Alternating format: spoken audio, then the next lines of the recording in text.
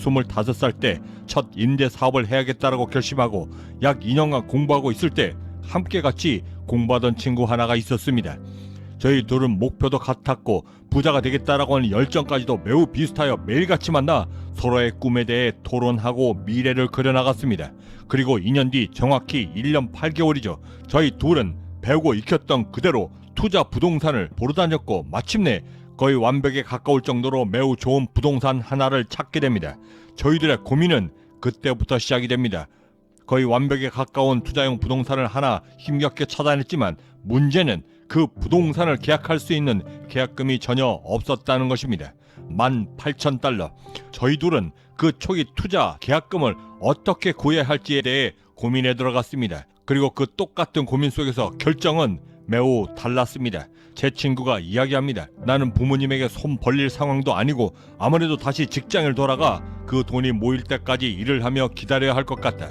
그러면서 결국 그 친구는 그 돈을 모으기 위해 직장으로 다시 돌아갔습니다.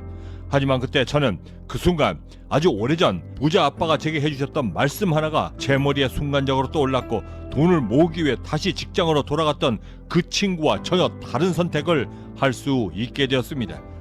9살 때 부자 아빠와 모노폴리 게임을 하고 난 직후 부자 아빠는 부자가 될 수 있는 마지막 조언이라고 말씀하시며 이렇게 운을 떼셨습니다. 기요사키, 부자가 되는 관점에서 내가 가장 싫어하는 말이 하나 있다. 나는 할 수 없다. 나는 돈이 없어. 나는 그것을 절대 할 수 없다. 라는 말이다. 게으른 생각을 갖고 있는 사람들은 언제나 자신이 갖고 있는 상황에만 집중하려 한다. 그렇게 생각이 게을러지고 가난해지면 너는 절대 발전할 수 없다. 부자로 성공한 사람들 모두는 문제 그 너머를 보려 노력하고 그 너머를 보았기 때문에 문제를 해결하며 성공에 이르는 것이다. 하지만 생각 자체가 게으른 사람들은 그 문제의 본질조차 회피하려 하고 생각하는 것 자체를 매우 싫어한단다. 예를 들어 뭔가를 투자하려 할 때 자본금이 없다라고 한다면 가장 쉽게 그 돈부터 모으려 한다. 하지만 부자들은 그 문제가 목적이 되고 그 목적에 이르기 위한 방법들을 책을 통하든 경험을 통하든 아니면 직접 발로 뛰어다니며 어떻게 해서든 그 문제를 해결하려 먼저 일어선다. 그것이 바로 내가 말하는 부자 지능이다.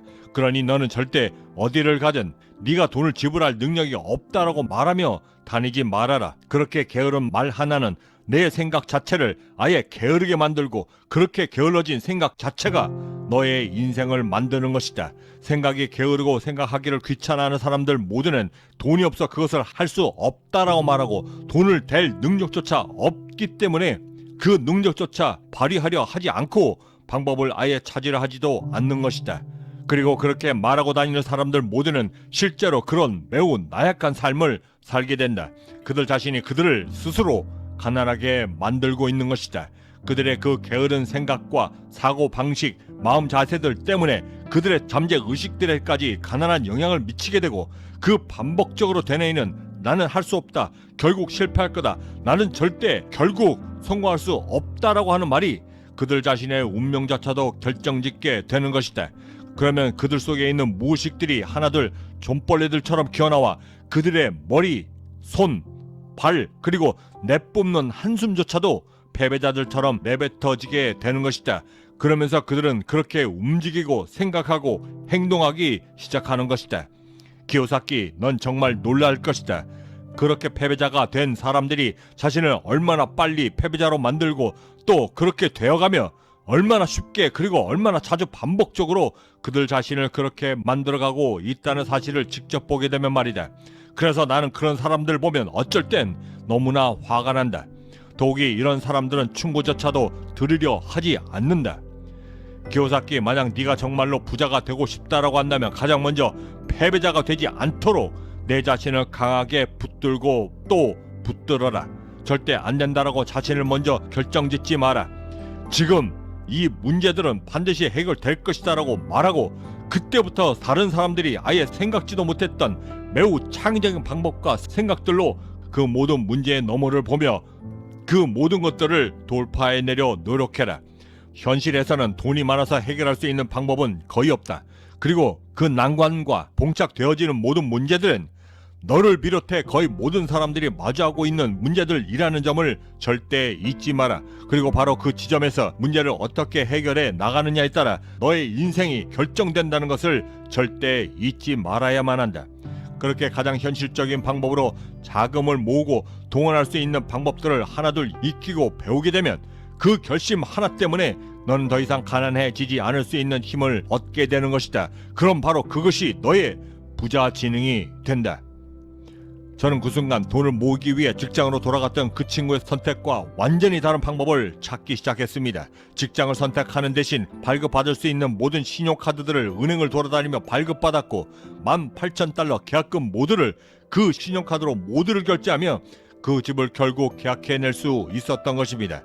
그리고 그때 문제 해결 대신 문제 회피를 선택했던 그 친구는 여전히 그 직장에서 돈을 모으고 있습니다. 그 친구는 매우 중요한 몇 가지를 이렇게 놓쳤습니다. 그중 가장 첫 번째는 인플레이션이 시시각각으로 변한다는 것과 그로 인해 부동산 가격이 매년마다 오른다는 것이었고, 실제로 그가 돈을 모아 제가 샀던 18,000달러짜리 그 주택을 사려 했을 때는 이미 5배 이상 오른 뒤였습니다. 그 친구는 그 당시 부자가 될 수 있었던 기회 모두를 잃어버렸던 것입니다. 두 번째, 그 친구가 놓쳤던 것은 사람의 마음이 하루에도 수십 번, 수백 번씩 변한다는 사실이었습니다. 25살 때 저와 함께했던 그 친구의 열정은 저보다도 훨씬 더 뜨거웠고 또한 견고했습니다. 하지만 직장에 들어가면서부터 이미 그는 그가 갖고 있던 부자가 되려 했던 굳은 결심과 의지를 모두 다 잃어버렸고 자신 스스로를 다시 가난하게 만들었던 것입니다. 부자가 되는, 그리고 될 수 있는 진짜 무기는 문제를 회피하려는 것이 아니라 그 문제 너머에 있는 그 방법들을 찾아내야겠다라고 하는 그 적극성과 아무도 생각하지 못했던 독창적이고 창의적인 방법으로 그 모든 상황들을 역전시켜낼 수 있는 그 힘이 바로 부자로 만드는 것입니다. 하지만 가난한 생각을 지닌 사람들은 그 고통의 시간을 견뎌내지 못합니다. 아니, 오히려 견디려 하지 않습니다. 그 게으른 생각 때문에 자신이 가장 잘하고 편한 방법, 돈을 모으기 위해 다시 직장으로 돌아가는 것입니다. 그리고는 그들은 그때부터 자신이 가난해질 수밖에 없었던 자기 합리화와 핑계들을 찾기 시작합니다. 그리고는 입에 아예 이렇게 달고 다니죠. 나는 돈이 없었기 때문에 그것을 할 수 없어 부자가 될 수 없었다. 요즘 들어 부쩍 드는 생각 하나가 있습니다. 진짜 부자 아빠와 가난한 아빠의 차이점이 과연 무엇이었을까? 그 극명한 차이점은 바로 무엇을 믿고 무엇을 바라보며 어디를 향해 가겠다라고 하는 마인드셋 그 자체가 아예 달랐던 것이고, 그 생각 모두가 그들은 물론이고 그들 자식들에게도 똑같이 되물림하고 있다라는 사실이었습니다. 만약 제가 9살 때 친구 아버지 부자 아빠를 만나지 못했었더라면 지금의 저는 어떤 모습이었을까요? 저는 여전히 가난한 아빠 밑에서 가난하게 살고 있었을 것입니다. 저는 여전히 아주 허름한 냉방조차 되지 않았던 쥐와 바퀴벌레들이 득실거렸던 그 아파트에서 바닥에 매트리스 하나 깔고 살고 있었습니다. 그러면서 동시에 저는 투자용 부동산을 통해 월세를 만들어 나갔고 저의 또 다른 주머니를 통해 돈이 모이도록 만들었습니다. 바로 집을 자산으로 만들기 시작했던 것입니다. 제가 처음 임대사업을 시작해야겠다라고 결심했을 때 제가 동원할 수 있었던 최대 자금은 18,000달러가 전부였습니다. 그리고 그 초기 자금에 맞춰 최대한 좋은 입지에 인테리어 비용도 들이지 않는 집, 그리고 최대한 좋은 역세권에 있는 아주 작은 아파트 하나를 구입했습니다. 당시 저는 여전히 직장을 다니고 있었고 저의 현금 흐름의 근간은 여전히 가난한 사분면 안에 서 있었습니다. 그래서 저는 가난한 저의 현금 흐름 속에 가용할 수 있었던 최대 수단, 즉 제가 갖고 있던 신용카드를 통해 그 모두를 지불했고, 그렇게 해서 얻을 수 있었던 최대 임대 수입은 최초 25달러가 전부였습니다. 이게 바로 저의 첫 자산의 시작이었습니다. 하지만 이 준비를 하기 위해 저는 1년 8개월 동안 거의 2년간을 금융 지식과 금융 교육을 스스로 독학하며 부자의 사분면에 있는 사람들처럼 생각하고 느끼고 판단할 수 있도록 확신을 얻기 위해 노력했습니다. 그리고 그렇게 해서 만들어졌던 저의 자산은 기존에 가난했던 현금 흐름에서 부자들만의 현금 흐름으로 바뀌기 시작했고, 무한 반복적으로 저의 주머니에 리턴되어 저의 주머니를 채워주었습니다. 그리고 머지않아 제 노동으로 벌었던 노동의 대가로 지불했던 몰기지, 건물 유지 비용, 그리고 심지어 세금에 이르기까지 그 모두를 벗어나기 시작했고 급기야는 제 돈 한 푼 들이지 않고 오로지 들어오는 자산에 의해 만들어졌던 캐시플로우, 즉 현금 흐름만으로 그 모든 것을 100% 지불할 수 있게 되었습니다. 그리고 그 다음부터는 이 최초의 임대 수입 25달러는 계속해서 불어져 나가 오로지 자산에서 나오는 현금 흐름만으로만 거대한 호텔 하나를 살 수 있었습니다. 그리고 그 호텔은 1200개가 넘는 숙박이 가능했던 거대한 황금알을 낳는 거위가 되었습니다. 이렇게 말씀드리면 사람들은 오로지 제가 임대 수입만으로 자산을 이루어 그 호텔을 인수한 줄 알고 계십니다. 만약 아직도 이렇게 생각하고 계신다면 지금부터 제가 말씀드릴 내용들을 귀담아 들으셔야 할 것 같습니다. 지금부터 말씀드리는 이 내용들이 바로 진짜 부자들이 하는 금융 교육과 지식들을 이용한 자산을 만드는 방법과 비밀이기 때문입니다. 자, 결론부터 먼저 말씀드리고 시작하겠습니다. 진짜 부자의 현금 흐름의 방점은 바로 세금을 어떻게 이용하고 활용하느냐에 따라 그 부의 크기가 결정되기 시작합니다. 이것을 아느냐, 그렇지 못하느냐에 따라 똑같은 집도 어떤 때는 자산이 되고 또 어떤 때는 평생 짊어지고 가야 할 부채가 되는 것입니다. 예를 하나 들어보죠. 여러분들이 지금 집을 하나 산다라고 가정해 보겠습니다. 그리고 월급이 억대 연봉을 넘어 그 이상이 되어 지금 살고 있는 집 대신 자식들 혹은 재테크용으로 하나 더 구입한다라고 가정해 보겠습니다. 이때 금융지식과 금융교육으로 무장된 부자들은 순식간에 평당 임대료를 기준으로 몰기지가 얼마나 나가고 유지비용은 얼마이며 그 마지막으로 세금이 평당 얼마나 들어가는지를 계산하게 됩니다. 만약 여러분들이 개인적으로 집 두 채를 사게 되면 정부는 여러분들을 매우 성공한 개인적인 엄청난 부자로 판단하게 되고 이에 따라 취득세를 중과세하기 시작합니다. 특히나 조정 대상 지역에 있는 주택을 사게 되면 투기꾼으로까지 판단되어 두 번째, 세 번째 주택을 구입 시에는 8.4%에서 9%, 그리고 세 번째 주택부터는 12.4%, 13.4%까지 세금이 중과세되며 늘어나게 됩니다. 하지만 이 집을 임대사업자로 민간주택 임대사업자로 구입을 하게 되면 어떻게 될까요? 이때부터는 임대주택에 대한 재산세 감면 특별법에 따라 전용 면적 40제곱미터 이하 임대 목적의 공동주택, 다가구주택 혹은 오피스텔들을 임대 목적으로 두세 대 이상 구입을 하게 되면 재산세는 완전히 면제가 되고 심지어 그 면적 이상 40제곱미터 이상이어도 75%나 재산세를 감면해 줍니다. 이렇게 금융지식과 금융교육을 통해 알게 된 부자 지식을 통해 평당 임대 수익에 숨겨져 있던 그 거대했던 임대 세금들을 고스란히 아낄 수 있게 되고 내 호주머니 속으로 가둘 수 있게 되는 것입니다. 바로 이 비밀 때문에 부자들이 더욱더 부자가 되는 것입니다. 금융 지식을 통해 자산을 만든다는 것은 이런 것입니다. 마치 황금알을 낳는 거위를 사는 것이죠. 보통 사람들은 거위를 사는 대신 슈퍼로 달려가 자신들의 돈으로 그 많은 달걀들을 삽니다. 목적은 오직 하나, 자신이 직접 요리해서 먹기 위해서일 뿐입니다. 하지만 뱃속으로 들어간 그 달걀들은 절대 황금알을 다시 낳아주지는 않습니다. 바로 그 차이가 자산이 되는 것이고 바로 그 차이가 바로 부자로 사는 삶의 방식을 만들게 되는 것입니다. 이렇게 말씀드리면 사람들은 다시 이렇게 반문하기 시작합니다. 그러면 지금 당장 다니고 있는 직장을 관두고 사업을 시작해야만 하는 건가요? 부자들이나 혹은 기요사키 씨 당신처럼 말이죠. 그때 저는 단호히 이렇게 말씀드립니다. 그 전에 가장 먼저 해야만 하는 것은 당신이 먼저 금융지식을 쌓는 것입니다 라고 말이죠. 금융지식과 금융교육은 이 부의 사분면 모두에서 가장 강력한 힘인 현금 흐름을 제어할 수 있는 능력을 만들어줍니다. 그런데 이건 학교에서 절대 알려주지 않죠. 이 모든 교육들은 학교가 아닌 바로 이 세상 밖에 존재합니다. 그리고 이것을 모두가 당신 스스로가 찾아 배워야 하고 익혀야 하며 경험하며 그러면서 깨우치고 얻어야만 하는 것입니다. 그리고 그렇게 금융지식과 금융교육을 깨우칠 수 있게 되면 삶에서 가장 중요한 두 가지 의미를 갖게 됩니다. 가장 먼저는 내가 왜? 라는 질문을 가슴속에 품게 됩니다. 안전하다 믿었던 직장의 울타리가 더 이상 안전한 곳은 아니다 라는 것을 알게 되고 그래야 직장인으로서 제 아무리 노력을 해도 부의 사분면 전체를 흐르는 이 중요한 현금 흐름을 만들 수 없다라는 문제를 마침내 인식하게 되면서 이것이 가장 강력한 삶의 동기부여를 만들어 직업이 아닌 당신이 부자가 될 수 있는 방법들을 찾는 곳에 눈을 돌릴 수 있는 기회를 얻게 되는 것입니다. 그리고 마침내 그것을 찾아 행동으로 옮기며 부자의 길을 시작할 수 있게 되는 것입니다. 그리고 두 번째는 부자의 힘을 얻게 됩니다.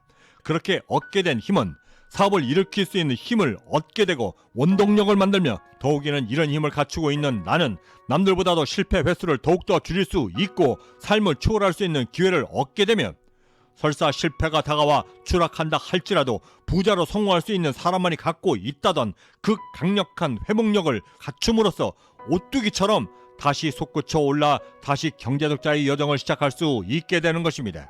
9살이었던 기요사키는 박사 학위에 고등교육까지도 받았던 사회적으로 인정받는 공무원인 아버지에게 이렇게 단도직입적으로 물었습니다. 아빠, 왜 학교에서는 돈에 대해 안 알려주는 거죠? 그건 정부가 그걸 원치 않기 때문이다. 네? 원치 않는다고요? 하지만 학교에서 선생님들은 모두가 좋은 성적을 받아야 더 우리가 행복해질 수 있다고 가르치고 있어요. 더 잘 살기 위해서라도 좋은 교육을 더 많이 받아야만 한다라고. 아니, 네가 학교에서 배우고 익히는 모든 것들은 돈을 위해서가 아니라 직업을 얻기 위해서 배우는 것들이다. 차이가 있다라고 한다면 얼마나 고액의 연봉을 받을 수 있는가 없는가의 차이일 뿐이지 절대 부자가 되도록 만드는 것은 아니다. 그 말씀은 우리가 학교에서 교육을 받는 것들은 돈을 벌기 위해서가 아니란 뜻인가요? 당연히 아니지. 너의 잡은 그저 좋은 직장을 구하면 그뿐이다. 잠깐만요, 아버지. 아버지는 남들이 부러워하는 박사 학위의 고위 공무원이신데 그럼 아버지는 부자가 아니란 말씀인가요? 좋은 직업을 갖고 계시잖아요. 좋은 직장을 얻는 것과 부자가 되는 것은 전혀 다른 이야기다. 그럼 아버지도 부자가 되시면 되잖아요. 학위도 있고 대학 졸업장도 갖고 계신데 돈 버는 방법을 배우시면 되지 않나요? 그때 기요사키 아버지는 질문이 터진 기요사키에게 짜증을 내며 이렇게 말합니다. 돈을 벌고 싶다면 나 말고 내 친구 마이크의 아버지에게 가버렴. 그 사람이 더 정확하게 알려줄 거다. 그는 기업가이니까. 죄송한데 아버지, 아버지와 마이크 아버지의 차이점은 뭔가요? 나와 마이크의 아버지의 가장 큰 차이점은 돈에 대해 안다는 것이지. 나는 지금 내가 하고 있는 내 일에 대해서는 가장 잘 아는 사람이지만 그 사람은 돈에 대해 그 누구보다도 잘 알고 잘 다룰 줄 안다는 거다. 만약 그 사람이 돈에 대해서 전혀 모른다? 그가 기업가가 될 수 없다라는 말이지. 아빠처럼 그저 직장만을 다니는 셀러리맨들은 돈의 흐름이나 돈을 창조하는 것에 대해 알 필요가 없단다. 그렇게 하면 오히려 상사들이 그런 아빠를 싫어하지. 그런 쓸데없는 데 관심을 갖는다고 말하면서 전혀 인사 고과에도 도움이 되질 않아. 돈을 다루는 것은 아빠인 내가 하는 게 아니라 내가 속한 직장, 즉 이 나라 정부가 우리 같은 사람들을 고용하는 그 회사가 하는 거다. 그 소리를 들은 기요사키는 너무나 혼란스러웠고 지금껏 자신이 학교에서 배운 것들이 무엇이었는지 회의가 들기 시작했습니다. 그리고 곧바로 친구 아버지의 사무실로 이튿날 찾아갑니다. 찾아온 기요사키를 앞에 두고 부자 아빠 마이크의 아버지는 이렇게 말합니다. 모든 부자들은 항상 무료로 일한다. 직원인 사람들은 항상 자신의 가치를 자신이 받고 있는 돈의 액수로 평가하며 그에 따라 행동하고 생각한다. 하지만 부자들은 절대 그렇게 하지 않아. 부자들은 어느 누구에게도 돈을 받지 않고 일을 하며 오히려 스스로 돈을 만들고 창조하려 애를 쓰지. 그것이 바로 부자들이 돈으로 부자가 되는 방법이란다. 무슨 말인지 통 이해하지 못하고 있던 기요사키 앞에 갑자기 마이크 아버지가 모노폴리 게임판을 크게 펼쳐 보이며 함께 게임이나 하자며 게임을 시작합니다. 조금씩 게임에 빠져들며 마이크의 아버지는 순식간에 호텔 3개와 레스토랑 1개를 소유할 수 있었고 9살 기요사키는 여전히 돈을 벌기 위해 게임상이었지만 담배 심부름과 청소 그리고 식사, 서빙 업무를 담당하며 비록 게임상이었지만 점점 더 나이 들어 인턴이 되었고 그에게 주어진 업무들은 단순한 청소 업무나 심부름 같은 일에서 글쓰기, 복잡한 마케팅 업무, 회계 등으로 넘어가며 점점 더 복잡해지고 있었고 게임에 조금씩 실증이 나기 시작한 기요사키는 친구 아버지에게 도대체 돈 버는 방법은 언제 가르쳐 줄 건가요? 라고 말하며 짜증을 부리기 시작했습니다. 그때 친구 아버지가 웃으며 기요사키에게 이렇게 말합니다. 기요사키, 지금 우리가 뭘 하고 있는 것으로 보이지? 모노폴리 게임이요. 아니, 기요사키, 지금 우리가 뭘 하고 있느냐고. 말씀드렸잖아요. 지금 우리가 모노폴리 게임 중이라고. 내 질문을 정확히 이해하지 못했구나. 기요사키, 지금 우리가 뭘 하고 있는 것 같냐고. 여전히 똑같은 답을 하고 있던 기요사키에게 부자 아빠는 이렇게 말을 건넵니다. 아니, 난 지금 너에게 돈의 정체에 대해 아주 적나라하게 보여주고 있다. 그때 부자 아빠는 게임판에서 초록색으로 된 자신이 게임에서 얻었던 작은 집 모형 하나를 기요사키에게 들어 보이며 이렇게 말합니다. 기요사키, 성공하는 방법에는 수천 가지에 이르는 무수한 방법들이 있다. 그 중에서 가장 좋은 방법은 이라고 말하며 게임판에 있던 자신이 획득한 또 다른 초록색 호텔 3개와 빨간색으로 칠해진 레스토랑 1개를 기요사키 손에 쥐어주며 이렇게 말합니다. 부자가 되는 비밀은 말이야, 너처럼 돈을 위해서가 아니라 재정과 자산을 위해 일하는 거다. 그것이 부동산이 될 수도 있고 호텔이 될 수도 있으며 혹은 나처럼 기업가로서 사업을 사서 돈을 창조하는 일이 될 수도 있다. 그러면서 부자 아빠는 9살 된 기요사키 그 작은 손 가득 초록색 레스토랑 3개와 집 한 채를 꼭 쥐어주었습니다. 부자가 되기 위해 기요사키, 네가 가장 먼저 깨우쳐야만 하는 것은 남들이 주는 돈을 위해 일하는 것이 아니라 무료로 일하지만 돈을 창조하고 만드는 일을 어떻게 하면 찾을 수 있을까를 매번 고민하고 또한 그 일을 직접 해보는 거다. 기요사키는 집으로 돌아와 이불을 잔뜩 뒤집어 쓰고 전구불빛 아래에서 또박또박 오늘 배운 부자 되는 법을 이렇게 복습했습니다. 부자 되는 첫 번째 방법, 학교에서 배우는 모든 교육은 돈이 아니라 직장을 얻기 위한 것들이고 진짜 돈은 학교에서 가르치지 않는 이 세상 밖에 숨겨져 있다. 두 번째, 부자가 되려면 무료로 일할 줄 알아야만 한다. 남들에게 돈을 받아서는 절대 부자가 될 수 없고 무료로 일하되 오히려 남들에게 돈을 줄 수 있는 자리에 있어야만 돈을 벌 수 있다. 세 번째, 부자 되는 방법은 수천 가지이다. 내가 부자가 될 수 있는 방법을 지금부터 찾자. 그러면서 기요사키는 부자 아빠가 오전에 쥐어주었던 그 호텔 3개와 레스토랑 1개의 모형을 뚫어지게 쳐다보고 있었습니다. 여러분들은 어떠셨습니까? 저는 이 기요사키의 사연을 접하고 9살의 기요사키만큼이나 너무나 혼란스러웠습니다. 마치 20년 동안 세상으로부터 사기를 당한 느낌이었고 제 자신 모두를 부정당하는 느낌이었습니다.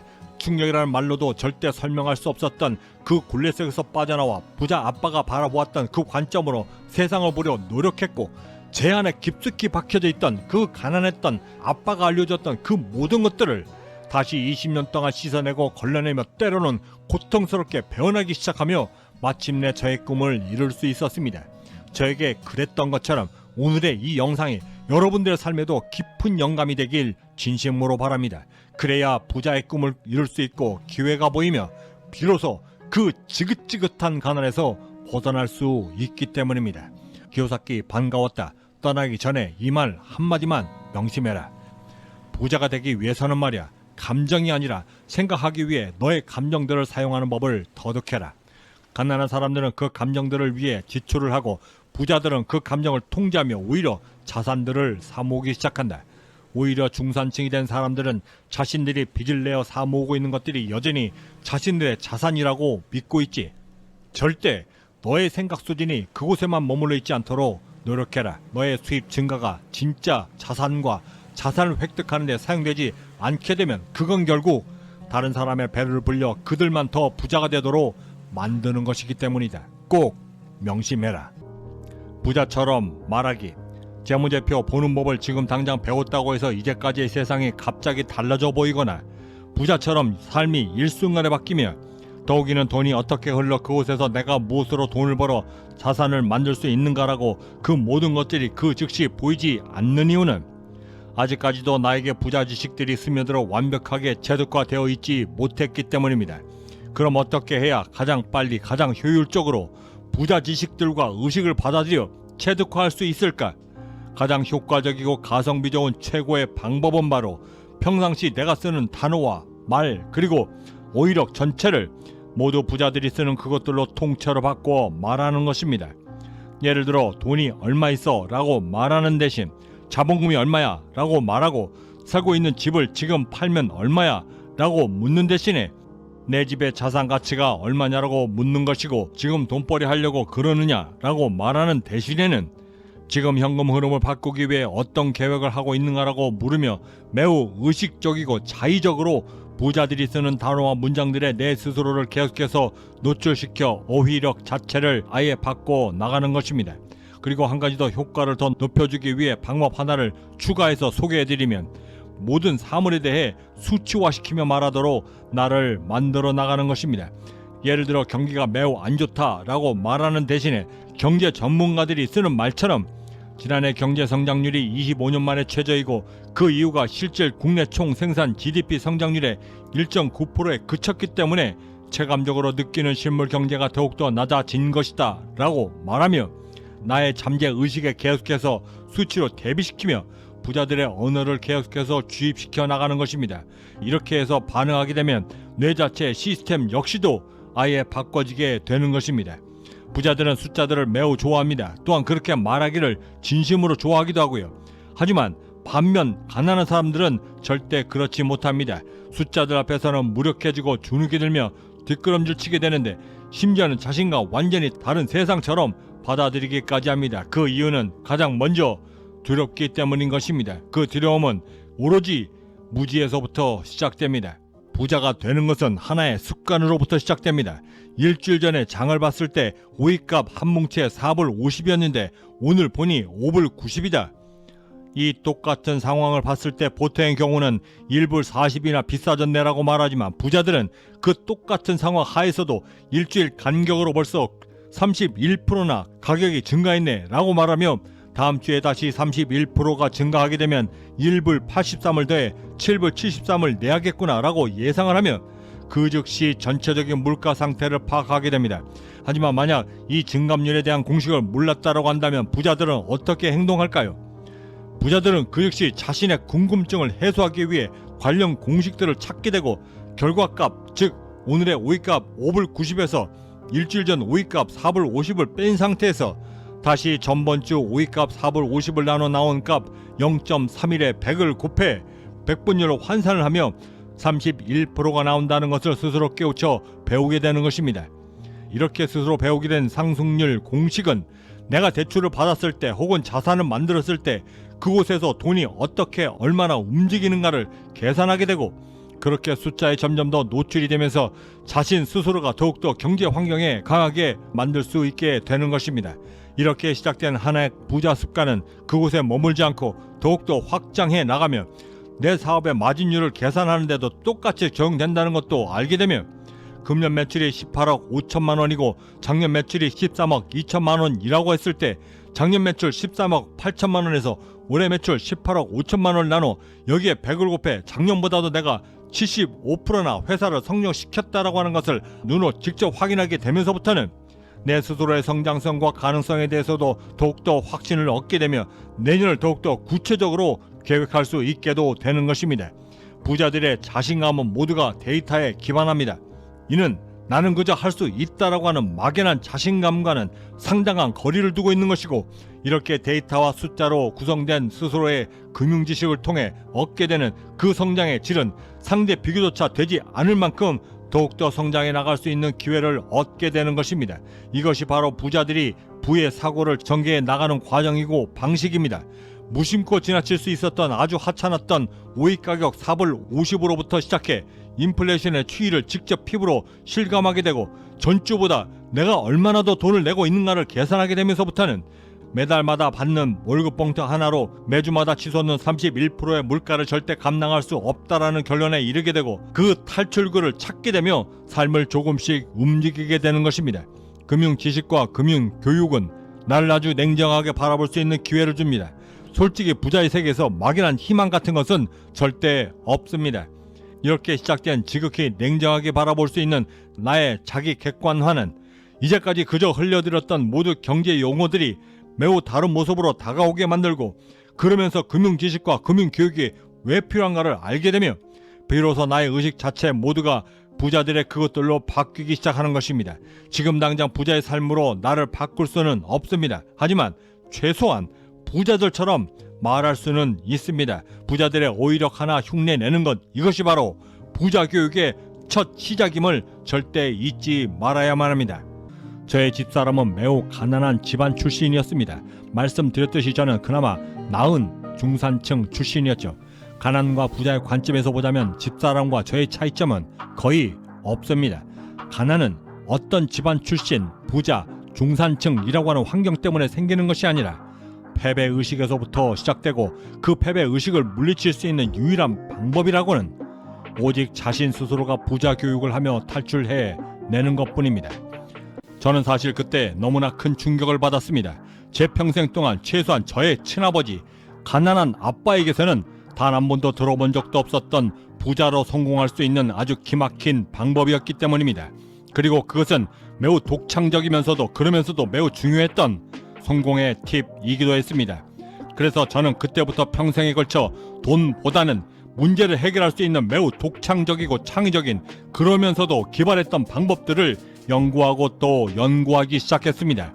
그리고 그 방법들은 완전히 빈 주먹이었던 저를 지금의 억만장자로 만들어주었고 마침내 저의 부자 지능으로 스며들게 되었습니다. 그러면서 저는 더욱더 부자가 될 수 있었죠. 솔직히 말씀드려 저의 성공의 구할은 이렇게 만들어진 저의 성공 지능이 담당해 주었습니다. 그러면서 깨닫게 됩니다. 그토록 얻고 싶었던 그러면서도 그토록 찾아 헤맸던 이 부자 지능들은 오직 책으로만 절대 배울 수 없다라는 사실을, 제가 말씀드리고 싶은 것은 부자 지능을 얻으려 할 때 책이 완전히 무관하다는 것을 말씀드리고 있는 것이 절대 아닙니다. 오히려 책을 더 많이 접해야만 하지요.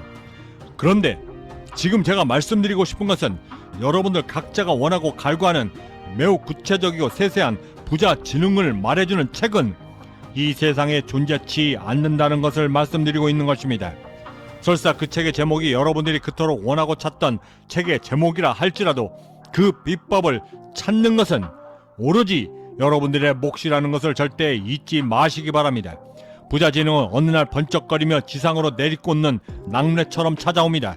몇 날, 며칠, 그리고 몇 달, 심지어 몇 년까지도 고뇌라는 말이 무색할 정도로 고민하며 쥐어짜도 뜯어내도 찾아오지 않다가도 오랜 변비가 해결되듯 그렇게 찾아오는 것입니다.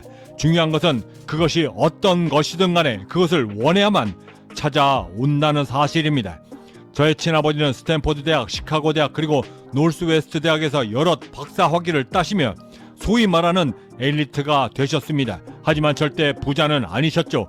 이 말씀을 드리는 이유는 공부에도 목적이 있어야만 한다는 것을 말씀드리고 싶어서입니다. 25살 때 18,000달러 계약금을 마련하기 위해 제 친구의 부자 지능은 다시 직업을 얻어 돈을 모아야겠다라고 말해주었고, 저에게는 그토록 발급받기 싫었던 신용카드들을 모두 발급받아 그 계약금 모두를 결제하도록 만들어 주었습니다. 그리고 그 둘의 삶은 지금 완전히 달라져 있습니다.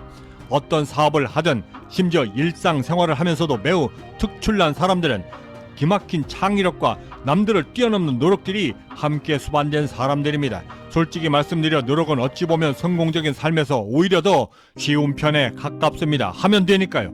하지만 그 가장 쉬운 것도 사람들은 힘들다라고 말하며 포기해 버립니다. 제가 보는 관점에서 성공을 이루는 가장 중요한 주춧돌은 똑같은 상황하에서 남들이 전혀 생각지도 못했던 아주 기막힌 창의적인 부자 지능으로 그 모든 것들을 해결해 나갈 수 있는 힘이 바로 그것이었습니다. 그 아이디어 하나가 몇천억 원의 부를 가져다 주기 때문입니다.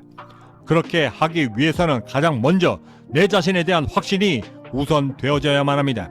확신 없이 절대 그 어떤 부자 지능도 얻을 수 없기 때문입니다. 생각해 보십시오. 이것은 마치 1에 1을 더하는 것만큼이나 매우 쉬운 성공의 방정식입니다. 제 아무리 탁월한 아이디어가 있다 할지라도 내가 그것을 이룰 수 있는지 없는지에 대해 의심을 품게 되면 그 아이디어를 실행하기는커녕 아예 시작조차 하지 못하게 만들게 됩니다. 그럼 나에 대한 확신은 어떻게 얻을 수 있는 것인가요? 제가 18,000달러를 신용카드로 결제할 수 있었던 과감성은 2년 가까이 투자했던 금융 지식과 금융 교육을 차곡차곡 내 안에 쌓아왔기 때문에 가능했던 것입니다. 하지만 저의 친구는 그 똑같은 시간과 노력 그리고 정성을 들여왔음에도 불구하고 자기 자신을 믿을 수 없었기 때문에 스스로 다시 가난의 길로 들어섰던 것입니다. 사실 창의적인 부자 지능은 방법이 아닙니다. 이것이 이루어질 것이다 라고 하는 스스로의 성공 암시이며 그것을 끝까지 밀어붙일 수 있는 믿음에 더 가깝습니다. 부자 지능을 만드는 데는 탑다운 방식과 바름업 방식이 있습니다. 나는 그렇게 될 것이다, 나는 성공할 것이다 라고 하는 목표부터 정하고 그런 다음에 그것에 따라 실행해 나가는 목표 지향적 탑다운 방식이 그것이고, 반대로 바름업 방식은 갑자기 배가 고파 밥을 먹어야 하는데 이때 냉장고 안에 있는 재료들을 보며 어떤 메뉴를 할지 정하면서 그 재료들을 모두 꺼내 메뉴를 만들어 나가는 동기부여형 부자 진흥인 것입니다.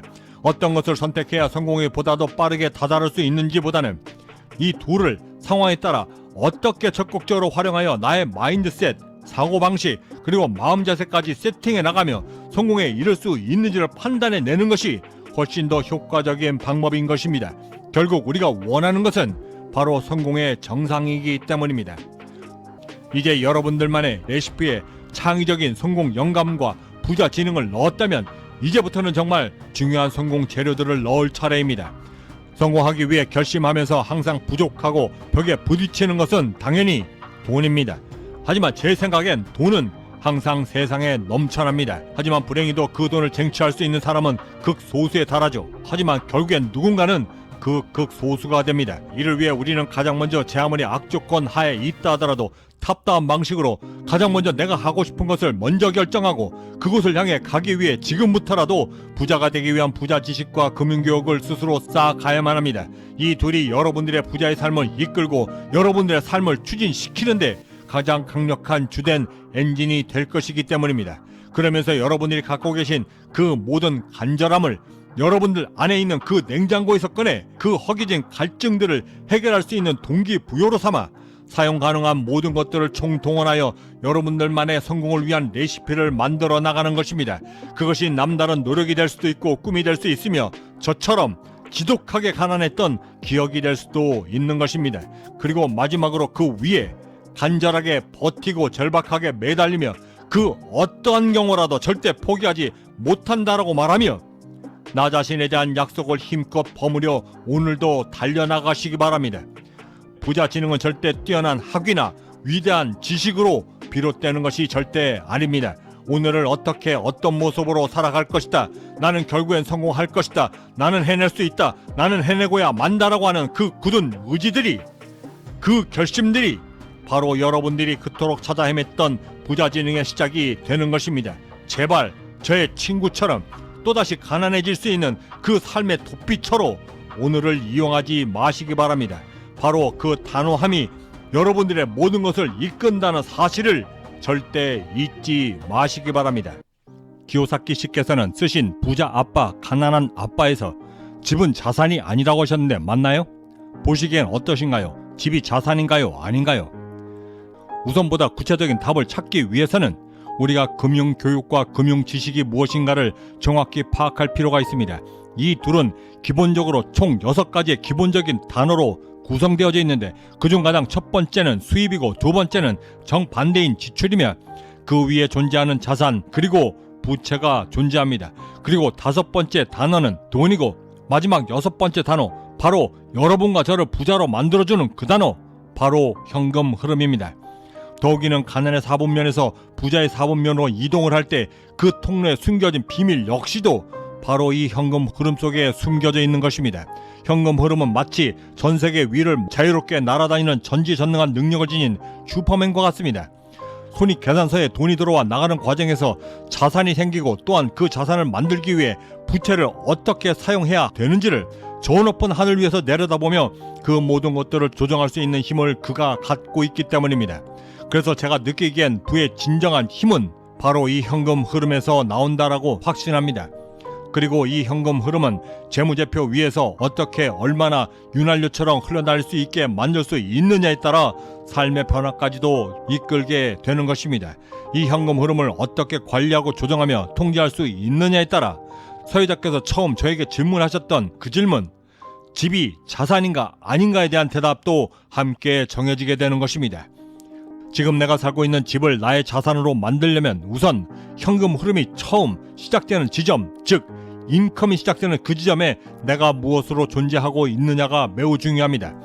만약 여러분들이 사업체가 아닌 직업을 갖고 이 모든 자산과 부채, 수익, 지출 앞에 놓여져 있다라고 한다면 그 현금 흐름은 동맥경화가 걸린 혈관들처럼 좀처럼 활기를 얻을 수 없고 심지어는 가족 중에 누군가가 병에 걸려 병원에 단 일주일만 입원을 해도 금세 심근경색과 마치 오래된 자동차의 엔진들처럼 즉시 그 동작을 멈춰버리게 되는 것입니다. 왜냐하면 수입이 들어오는 즉시 바로 비용 그리고 지출로 곧장 빠져나가 버리기 때문입니다. 이는 마치 10m 밖 수도꼭지를 틀면 곧바로 잔디밭 위에 호수로 그 모든 물이 쏟아져 나와 버리는 것과도 같습니다. 수입이 아예 자산을 만들기도 전에 활용되지도 못할 뿐더러 바로 지출로 이어지는 이 단순한 순환고리가 가난을 더욱더 부채질하는 악순환의 고리를 재탄생시키게 되는 것입니다. 여기에서의 문제는 이 포지션에 있는 사람들이 아무리 돈을 많이 벌어도 상황은 언제나 제로섬 게임에 가깝다는 것입니다. 이는 마치 알래스카에 있는데 아프리카처럼 따뜻해지길 바라는 것과도 같은 논리입니다.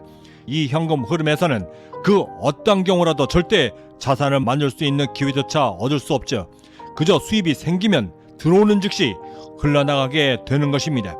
흘러나가는 것을 막거나 통제할 수 있는 수단이 전혀 없기 때문에 더더욱 자산을 만들 수 있는 가능성은 제로에 가까운 것입니다.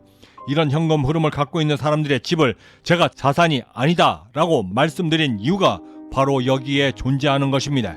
거의 대부분의 이런 현금 흐름을 갖고 있는 사람들을 사회적 통념으로 소위 중산층이라고 부르고 있는데, 고급 아파트를 사면 주위 사람들의 시선 때문에 거기에 걸맞는 자동차를 할부로 사고 소비 패턴들 역시도 부자들처럼 소비할 수밖에 없기에 결국엔 하우스푸어가 되는 것입니다.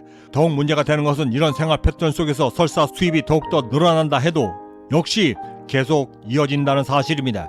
대기업을 다니는 남편 혹은 아내가 진급을 하여 수입이 지금보다도 훨씬 더 늘어난다 할지라도 동일한 수입 구조를 지닌 상태에서는 그저 더 좋은 자산을 갖겠다라고 하지만 25평 아파트에서 34평 아파트로 혹은 강북에서 강남 아파트로 이사를 가지만 그 자산은 결국 더 큰 부채가 되는 것입니다. 이때 이유는 거의 동일합니다. 아이들이 커 가니까 혹은 강남 8학군으로 아이들을 보내 좋은 환경에서 공부를 시키고 싶어서. 그렇게 하여 평수를 늘리거나 강남으로 이사를 가면 이 역시 멀쩡한 차를 팔고 이번엔 1억을 호가하는 수입차를 다시 뽑고 해외여행을 다니거나 혹은 더 좋은 상표의 옷과 가방, 제품들을 사며 더욱더 가난해지는 수렁에 빠지게 되는 것입니다. 안으로 곱는다 라는 말은 바로 이때 사용되는 것입니다. 이렇게 여러분들이 점점 더 부자처럼 보이기 위해 속으로는 문제가 골마가고 있지만, 이런 여러분들을 통해 돈을 버는 유일한 사람들은 부동산 중개인과 주식 중개인, 그리고 은행, 그리고 몰기지 상품 중개인들 뿐인 것입니다. 이 말을 어느 강연에서 말하니까 청중 중에 한 남자가 아주 큰 소리로 이렇게 말했습니다. 전 몰기지가 전혀 없습니다. 한번 여쭤보겠습니다. 몰기지가 전혀 없다라고 하는 이분의 집은 그럼 자산인가요? 죄송한데 이분은 아주 중요한 점 하나를 간과했습니다. 주택 대출금은 없다라고 하지만 평생 갚아 나가야 할 세금, 즉 종합소득세를 비롯해 그 아파트를 갖고 있는 한 죽을 때까지 내야만 하는 세금들이 남겨져 있습니다. 심지어는 죽으면서까지 자식들에게 그 집을 상속해 줄 때는 상속세라는 세금을 내야만 하지요. 그런데 그 세금을 내야 하는 소득은 어디에서 나오나요? 자산에서? 아닙니다. 결국 전과 똑같이 자신이 노동으로 해서 번 월급으로 충당됩니다. 그리고 이 악순환은 은퇴를 하고서도 여전히 일을 하면서 역시 계속 세금을 갚아 나가야만 하는 현금 흐름 속에 있기 때문에 저는 이를 세금이라 불리우는 악성 부채라고 부르기도 하는 것입니다. 평생을 이고지고 살아가야 하는 짐이기 때문입니다. 헌데 아쉽게도 여기에서 끝나지 않습니다. 한 가지가 더 남겨져 있죠. 바로 유지비입니다. 그 집을 소유하는 동안 계속해서 내야만 하는 유지비가 남겨져 있습니다. 수입은 정해져 있는데 주택 대출 원금과 이자, 그리고 집을 소유하는 한 내야만 하는 세금들, 거기에 막대한 유지비, 이 모두를 단 하나의 수입으로 해결하려 하는데 어떻게 이것이 자산이 될 수 있겠습니까? 제 말에 오해가 없으시길 바랍니다. 제 말은 집을 사지 말라는 것이 아니라 집을 살 때만큼은 당신의 월급에서가 아니라 먼저 당신의 월급으로 자산을 만들고 난 다음에 그 자산을 통해 집을 사야 한다라고 말씀드리고 있는 것입니다. 그래야 그 집이 바로 여러분들의 자산이 되는 것입니다. 그럼 어떻게 해야 할까요? 방법은 부의 사분면에서 자산을 만들기 위해 금융지식을 쌓고 금융교육을 통해 현금 흐름을 제어할 수 있도록 그 능력을 먼저 키우는 것입니다. 부자가 바라보는 자산과 부채의 관점은 보통 사람들이 바라보는 자산과 부채의 관점과 매우 다릅니다. 예를 하나 들어보죠. 차는 자산인가요? 부채인가요? 그 기준은 무엇으로 그 차를 샀는가에 따라 극명히 달라집니다. 부의 사분면 왼쪽 편에 있는 E나 S는 거의 대부분 보통 할부 아니면 아주 대담하게도 신용카드를 사용하며 차를 삽니다. 수단만 바뀌었을 뿐이지 결국 자신이 노동을 해서 번 돈으로 그 차를 사는 것이죠.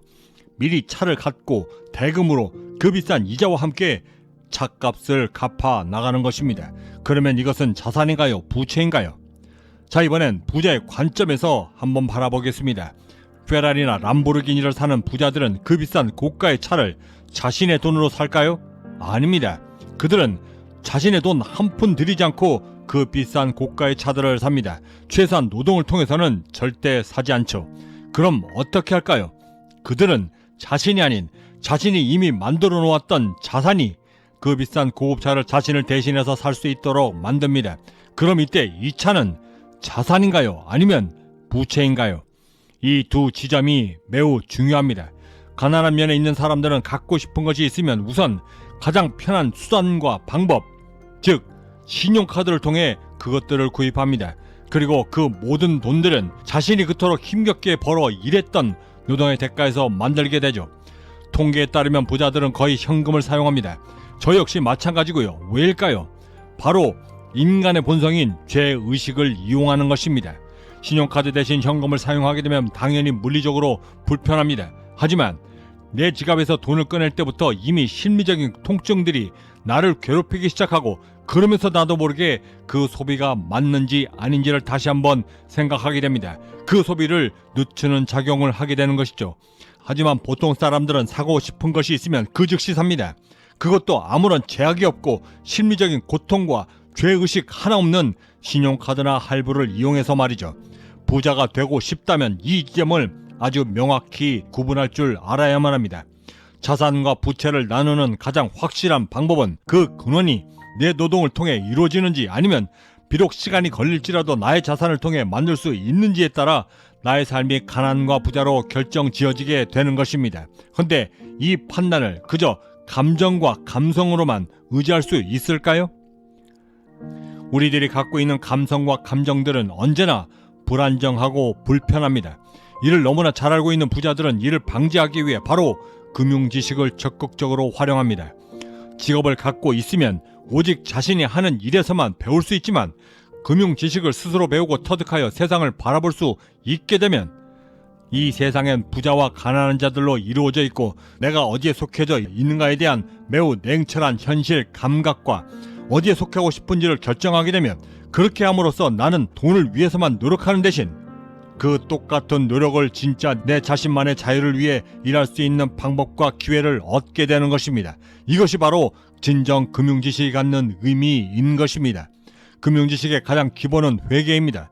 회계는 자산과 부채, 자본으로 이루어져 있는 대차, 대조표, 그리고 실제 돈이 들어오고 나가는 전 과정을 담고 있는 손익계산서로 이루어져 있고, 돈이 들어올 땐 왼쪽 편에 담겼다가 나갈 때 오른쪽 편으로 나가게 되는 시스템이 바로 손익계산서인 것입니다.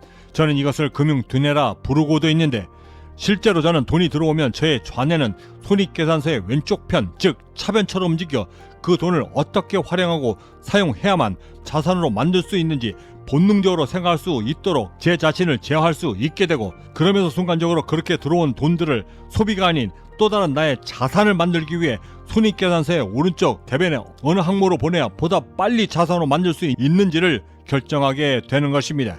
이 전 과정을 누구보다도 빨리 신속하게 판단하여 또 다른 돈과 자산을 만들 수 있는 사람들이 바로 우리가 보고 있는 그 억만장자들인 것입니다.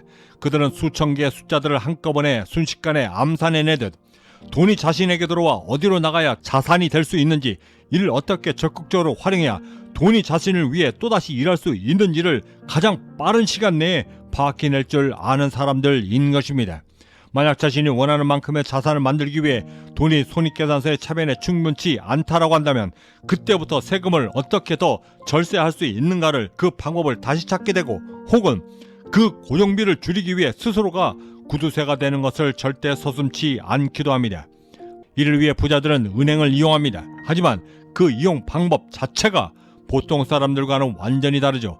가난한 사람들은 돈을 빌리러 은행을 가지만, 부자들은 자산을 늘리기 위해 혹은 만들기 위해 목돈을 모으는 하나의 창고로 그 은행을 이용합니다. 일단 여러분들이 할부나 몰기지를 이용하게 되면 여러분들이 죽도록 일해서 버는 그 돈들은 이제 더 이상 여러분들의 돈이 아닙니다. 바로 은행들의 돈인 것이죠. 언젠가 매우 놀랬던 적이 있었습니다. 이제 막 대학교에 입학했던 한 여학생이 제게 들고 왔던 신용카드 신청서에서였습니다. 그 신청서의 가장 맨 위 첫 번째 난 가장 눈에 띄었던 부분에는 아주 큼지막하게 이렇게 써져 있었습니다. 자산 상태. 이제 막 대학교에 입학한 여학생이 자산이 어디 있었을까요? 모두가 아는 그 진실을 은행은 마치 이미 사회생활을 한참이나 한 직장인들처럼 그 여학생을 취급했고, 부자들이 가장 잘 사용한다는 그 단어 자산이라는 단어를 이용해 마치 신용카드를 갖게 되면 부자들이 되는 것처럼 할 수 있다라고 말하며 그 신용카드를 발급받게 만드는 것입니다. 그러면 그 여학생은 몹시나 기뻐하며 그것이 독인지도 모른 채 먹는 사과들처럼 그 신용카드를 낼름 받아먹게 되는 것입니다. 그러면서 그 신용카드가 마치 피터팬의 요정의 요술봉인 것처럼 착각하고 사용하며 사회생활을 하기도 전에 신용불량자가 되어 사회에서 경제적으로 격리되게 되는 것입니다. 부자가 된다는 것, 금융지식을 쌓는다는 것, 이것의 궁극의 목적은 돈을 버는 것이 아닐지도 모릅니다. 세상으로부터 나를 지키고 그럼으로써 내 삶을 책임져 남들과 다르게 살 수 있는 기회를 얻는 것에 그 방점이 오히려 찍혀 있는 것입니다. 그리고 그런 삶을 사는 사람들을 세상은 부자의 삶이다 라고 말하고 있는 것입니다. 기요사키 씨 말씀 중에 중요한 질문 하나가 들어왔습니다. 빚에서 벗어나 소득을 만들어 부자가 되려면 어떻게 해야 할까요? 라는 질문입니다. 제가 사회자님께 반대로 여쭤보죠. 빚이라는 단어를 들으시면 가장 먼저 어떤 느낌이 드시나요? 글쎄요, 신용카드, 학자금 대출, 그리고 쇼핑을 하며 얻게 되는 매우 부정적인 느낌들이 먼저 듭니다. 네, 맞습니다. 거의 대부분의 사람들이 다 그렇게 생각을 하죠. 더욱이는 학교라고 하는 시스템과 전통적인 교육 시스템들 모두가 빚은 가장 나쁜 것이라고 가르칩니다. 물론 저 역시도 그렇게 교육받고 자랐고요. 마치 움직일 수 없는 사실인 것처럼 말이죠. 헌데 그것이 사실이든 아니든 안타깝게도 거의 모든 사람들이 평생을 통해 그 부채를 갚고 그 부채를 갚기 위해 일들을 하고 있습니다. 제가 알고 있는 한 금융 전문가 역시도 빚 한 푼 없이 사는 것을 매우 자랑스럽게 말하고 있고, 독일은 빚을 지는 것이 무슨 죄악인 것처럼 말하고 다니며 은행은 오직 저축을 하기 위해서만 다니는 사람이었습니다. 심지어는 한 강연에서 부자가 되기 위해 가장 먼저 해야만 하는 것으로 신용카드부터 먼저 잘라 없애야만 한다라고까지 말하기까지 했습니다. 이 말은 반은 맞고 반은 틀립니다. 만약 여러분들 중에서 자신의 지출을 통제하지 못하고 관리할 능력조차 없는데 이 신용카드들을 여전히 사용하고 있다라고 한다면, 그래서 그 빚에 허덕이고 있다라고 한다면 당연히 지갑 속에 있는 그 모든 신용카드들을 잘라 없애야만 합니다. 헌데 이것은 오직 부채와 빚을 완전히 통제하지 못하는 사람들만의 이야기죠. 헌데 이 지점에서 저는 강한 의문점 하나가 생깁니다.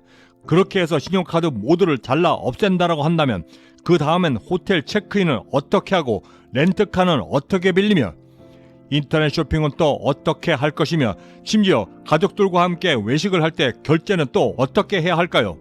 더군다나 은행에서는 신용카드를 아예 사용하지 않는 사람들에게는 대출 심사조차 넣어주질 않고 있습니다. 지금 같은 신용사회에서는 신용카드 하나 없이 사는 것이 거의 불가능에 가깝습니다. 기요사키 씨, 지금 하시는 말씀은 빚이 꼭 나쁜 것은 아니라는 뜻인가요? 부자의 관점에서 보면 부채는 총 두 가지로 정확히 나뉩니다. 하나는 좋은 부채이고 또 다른 하나는 나쁜 부채인 것입니다. 심지어 그 나쁜 부채 안에는 불량 부채들까지도 함께 존재하죠. 저의 관점에서 가장 나쁜 악성 불량 부채는 바로 학생들이 공부를 위해 받고 있는 학자금 대출입니다. 사회에 나오기도 전에 지는 빚이라는 점도 한몫하지만 자산을 아예 만들 수 없는 악성 부채라는 점이 바로 그 불량 부채의 전형이 됩니다. 더욱이는 여타 다른 부채들보다도 상환 기간도 훨씬 더 길어 미국의 경우에는 개인당 학자금 대출이 평균 1억 1,500만 원이고, 이는 자동차 대출 1조 8천억 달러, 다음으로만은 1조 6천억 원에 달하고 있고, 더 큰 문제는 상환 기간도 아무리 짧아도 10년 이상이고 심지어는 거의 평생을 통해 갚아 나가야만 하는 부채라는 점입니다. 한 조사에 의하면 하버드 대학교를 비롯해 소위 아이비리그 졸업생들이 사회에 나와 고액의 연봉을 받으면서 이 부채를 완전히 상환할 때까지의 기간이 평균 5년이라고 조사되었습니다. 그런데 하물며 일반 대학생들은 오죽하겠습니까? 더욱이는 이렇게 진 빚 모두는 수익을 만들기도 전에 결혼을 하면서 몰기지를 얻으며 집을 사며 또한 자동차 할부금을 얻으면서 점점 더 악성부채로 변해가기 시작하는 것입니다. 헌데 만약 이 똑같은 빚을 사업을 하다 빚이 생기면 어떻게 될까요? 바로 파산을 선언하고 완전히 깨끗하게 정리할 수가 있습니다. 하지만 학자금 대체는 그것조차도 허락되질 않고 거의 평생을 통해 갚아 나가야만 하는 인생의 꼬리표와도 같게 됩니다. 더욱더 심각한 것은 앞으로가 더 문제라는 점인데 이들이 이렇게 막대한 학자금 대출까지도 받아 졸업하여 얻게 되는 대부분의 직업들, 의사, 변호사, 회계사 그리고 각종 전문 직종들은 앞으로 수년 내에 인공지능으로 대체될 것이 분명하기 때문입니다. 방법은 오직 하나. 좋은 부채와 나쁜 부채에 대한 개념은 이렇습니다. 만약 지금 지고 있는 빚, 즉 부채가 여러분들의 주머니를 직접 겨냥하고 그곳에서 부토로만 나오고 있다라고 한다면 그것은 지극히 나쁜 부채가 될 가능성이 매우 높습니다. 하지만 좋은 부채는 그 부채를 통해 자산을 만들 수 있는 기회를 만들고 그로 인해 수익 또한 만들어 여러분들의 삶 자체를 바꿀 수 있는 기회를 제공합니다. 즉 좋은 부채는 자산을 만들 수 있는 부채가 되는 것이고 나쁜 부채는 더 나쁜 부채를 만들게 되는 악성 부채가 되는 것입니다. 저는 처음 25살 때 집을 샀습니다. 하지만 그 집은 제가 살 집이 아니었고 100% 순수한 투자용 부동산이었습니다. 온전히 렌트를 하여 임대료로 자산을 만들기 위해 투자했던 투자용 부동산이었던 것입니다. 그리고 그때 저는 2년 가까이 이와 관련된 금융 지식과 금융 교육 등을 독학으로 마스터했고 임대 수입으로 돈을 벌 수 있겠다라고 하는 확신은 있었지만 불행히도 그 주택을 살 수 있는 투자 자금은 거의 없었습니다. 그래서 저는 제가 갖고 있던 유일한 자금 동원 수단이었던 신용카드들 모두를 동원하여 자본금 18,000불을 마련했고 그 모든 계약금을 신용카드로 결제했던 것입니다. 이것이 바로 생애 처음으로 제가 만들었던 부채이며 빚이 시작되었던 것입니다. 하지만 그 빚은 매달 $25라고 하는 임대 수입을 만들어주었고 저의 자산을 만들어주면 물론이고 저를 부자의 길로 인도해주기까지 했습니다. 당시 25살 로서는 상당히 컸던 그 $18,000 모두를 순수하게 임대 수입으로만 모두 갚아나갔고 이것으로 인해 12,000객실이 있는 호텔 하나를 구입할 수 있게도 되었던 것입니다. 이것이 바로 좋은 부채와 나쁜 부채의 차이점입니다. 제가 아는 한 그리고 제 주위에 있는 억만장자들 모두는 거의 모두가 빚을 지고 더 많은 부채를 만들어 자산을 확보해 나가는 사람들이었습니다. 그리고 그것을 이용해 더 큰 자산을 만들고 더 큰 부를 만들며 더욱더 위로 올라갔던 사람들이었습니다. 사람들은 이렇게 이야기합니다. 그들은 돈이 많기 때문에 투자를 하며 더욱더 부자가 되는 것이다 라고. 제 친구 중에 저보다도 더 많은 재산을 갖고 있는 슈퍼 중에 슈퍼 억만장자 하나가 있습니다. 그 친구는 여전히 기사도 없이 16년 된 골동품인 링컨 컨티넨탈을 타고 다니고 언제나 어려웠을 당시 건설 현장에서 입고 다녔던 그 작업복 차림으로 여전히 다니고 있습니다. 왜일까요? 그는 스스로의 과시욕, 과욕 그리고 남들의 시선을 위한 비용 모두가 최악의 부채를 만드는 시작점이 된다는 것을 그 누구보다도 무섭게 인식하고 있었던 것입니다. 부자가 더욱더 부자가 되는 것은 그들이 갖고 있는 돈이 아니라 힘겹게 배우고 익혔던 그 금융 지식과 금융 교육들 때문이고 그들이 그것들 때문에 더욱더 부자가 되는 것입니다. 그리고 그 중심에는 좋은 부채와 나쁜 부채를 구별할 줄 아는 힘이 존재하고 그리고 바로 그 힘이 그들을 더욱더 부자로 만들어주고 있는 것입니다. 억만장자들이 왜 복권을 사지 않는지 아십니까? 단돈 $5에도 확률이 너무 낮기 때문입니다. 아무리 작은 돈이어도 그 돈들은 횡재에 가까운 나쁜 지출들이고 차라리 그런 확률이면 재무제표를 읽는 법, 유상증자 대신 무상증자를 통해 주식을 발행하며 또 다른 자산을 만들어 더욱더 부자가 될 수 있는 기회를 얻는 것이 더욱더 확률이 높다라는 것을 그들은 본능적으로 알고 있기 때문입니다. 부채는 우리 일상 어디에나 널려져 있습니다. 저는 베트남전에 참전했던 참전용사입니다. 총을 다루고 쏘는 데에는 매우 익숙하고 능숙합니다. 그런 제가 전쟁터가 아닌 이 사회에서 총을 사용하면 어떻게 될까요? 10중 8구 곧바로 범죄자가 될 것입니다. 부채는 이 총과 매우 흡사합니다.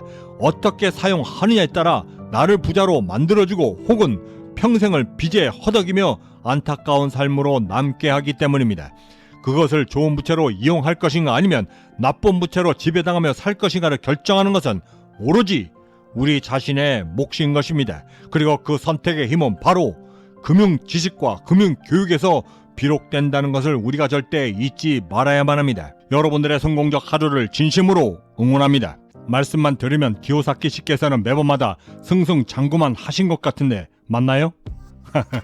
실패 한번 안 하면서 성공하는 억만장자가 있을까요? 저 역시도 죽기 직전까지 갔었죠. 거기다 당시로서는 매우 큰 금액까지도 사기를 당했는데 그렇게 몇 번의 고비를 넘기게 되니까 왜 부자들이 계속해서 부자가 되는지를 알겠더군요. 그 비법은 부자가 실패를 다루는 법.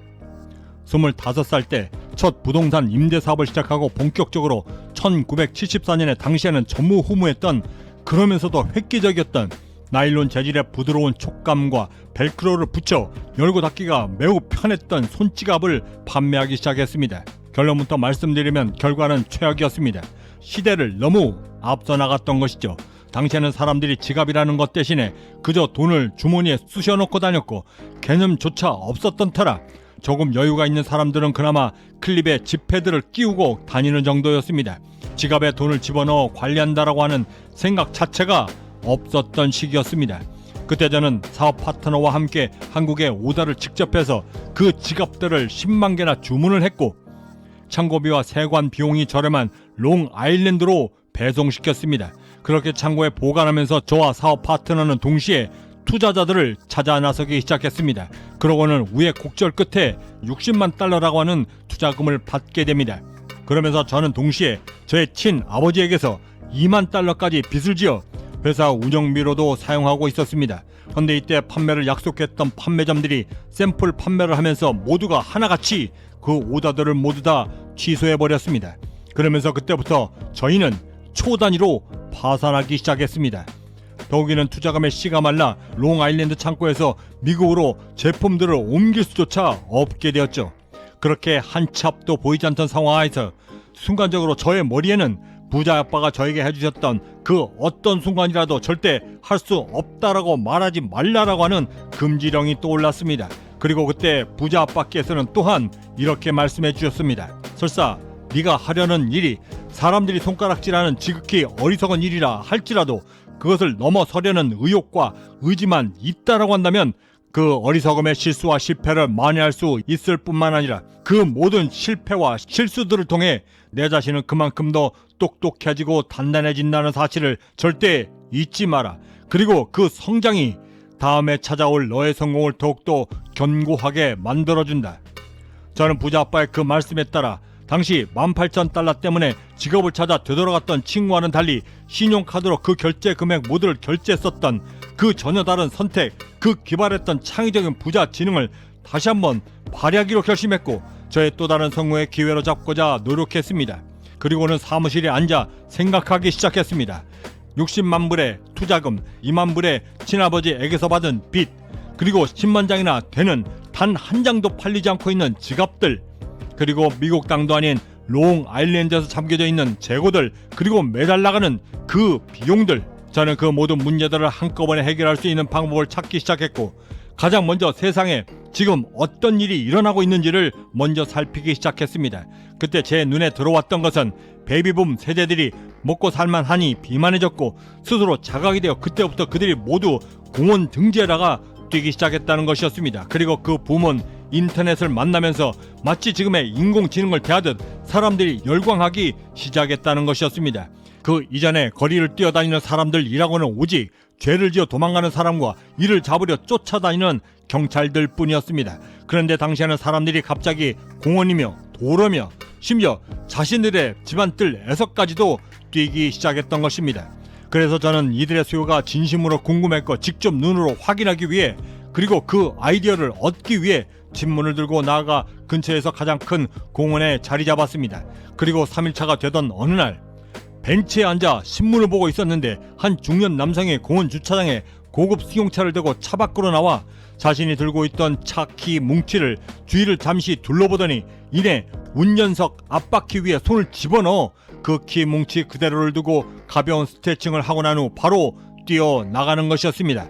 그렇게 뛰어나가던 남성의 뒷모습을 쫓던 저의 시선 안에 그 남자가 주차했던 차량 쪽으로 다가오던 한 청년이 보였고, 남자가 달려갔던 쪽을 슬쩍 쳐다보더니 이내 차 주인이 두고 갔던 그 자동차 키 뭉치를 앞 바퀴에서 꺼내 시동을 걸고 그 차를 몰고 순식간에 사라졌던 것입니다. 그리고 약 1시간 뒤 되돌아왔던 차 주인은 있어야 할 자리에 차가 없어진 것을 보고 아연 질색하며 경찰에 신고하는 것을 보게 됩니다. 그 모든 것을 직접 보게 된 저는 순간적으로 기막힌 영감 하나가 떠올랐고, 때마침 제가 들고 있던 신문에 커다랗게 헤드라인으로 조깅하는 사람들의 차량 도난 사건을 대서특필 중이었던 것을 확인하고는 두 손을 힘껏 치며 바로 이거다 라고 말하며 저도 모르게 쾌재를 불렀습니다. 저는 그 순간 세상의 기류를 읽어냈던 것입니다. 그리고 그때부터 저는 그 세상의 기류와 제가 갖고 있는 모든 문제들을 연결하기 시작했습니다. 그리고는 급기야 찾아낸 그 접점은 바로 조깅할 때 위험하게 차 바퀴 위에 두는 대신 신고 있는 조깅화 위에 키 전용 지갑을 달고 그곳에 넣고 안전하게 달리도록 만들었던 것입니다. 그리고 그렇게 새로 제작된 키 전용 지갑은 기존에 제가 한국에 주문했던 방식 그대로 부드러운 나일론 재질에 강한 벨크로까지 달아 신발에 떼고 붙이는 것이 매우 용이하게 만들었던 것입니다. 그리고 나머지 한 가지, 제가 가지고 있던 모든 문제들을 한꺼번에 해결할 수 있는 아주 기막힌, 기존에는 절대 생각할 수 없었던 마케팅이 절실했습니다. 그리고는 저는 여러 날을 깊이 고민하게 되었고, 마침내 찾게 된 그 방법은 매우 매력적인 성인 잡지 여성 모델을 직접 섭외하고 전라의 모습 그대로 자신의 조깅화 위에 제가 직접 제작했던 그 키 지갑을 올려놓고 붙이려는 자세를 취하도록 만들어 광고쳐도 기존의 신문 광고나 TV 광고 대신 실제 성인 잡지인 플레이보이즈에 그대로 실어 내보이며 광고하기 시작했던 것입니다. 그렇게 시작된 광고는 그야말로 센세이셔널했습니다. 지금 보시는 사진에는 가슴이 가려져 있지만 실제 제가 내보낼 때는 가슴 모델을 실제로 내보이며 광고했기 때문이었습니다. 반응은 그야말로 초대박이었고, 이것을 보았던 투자자들 모두는 다시 돈을 들고 제게로 달려와 그 모든 돈들을 저에게 쏟아붓기 시작했던 것입니다. 그리고는 그 키 전용 지갑은 물론이고 롱아일랜드에 잠겨져 있던 저를 파산 직전까지 몰고 갔던 그 10만 장의 지갑들까지도 모두 한꺼번에 완판시키며 저는 완전히 화려하게 재기할 수 있었습니다. 부자 아빠는 제게 실패를 관리하며 성공에 이를 수 있는 비법으로 다음 4가지를 말씀해 주셨습니다. 가장 먼저 위험을 감수하라. 두 번째, 무모해져라. 세 번째, 이 2가지를 넘으려 더욱더 똑똑해져라. 마지막 4번째, 그런 후엔 성공이 너에게 반드시 찾아온다. 경제적 자유민은 행복한 부자를 꿈꿉니다. 보통 사람들의 평범한 꿈들이 모여 비범해질 수 있도록 함께 만들어 나가는 비전 공동체 채널이기도 합니다. 구독과 좋아요, 알림 설정은 그 거대한 꿈을 시작하실 수 있는 아주 작은 실천의 시작이 될 것입니다. 여러분들의 성공적 하루를 진심으로 응원합니다. They said lazy people always say I can't afford it. I don't have the money. That's why they're poor. They have a poor mindset. My rich dad forbade me from ever saying I can't afford it. How can you do something? Figure out how you can do something. So over my lifetime, most of the projects Did you learn anything about money at school? Most people don't. So that's why I had my rich dad, who was my best friend's father, and he was teaching me what the rich teach me. So look, ladies and gentlemen, if you want to be poor,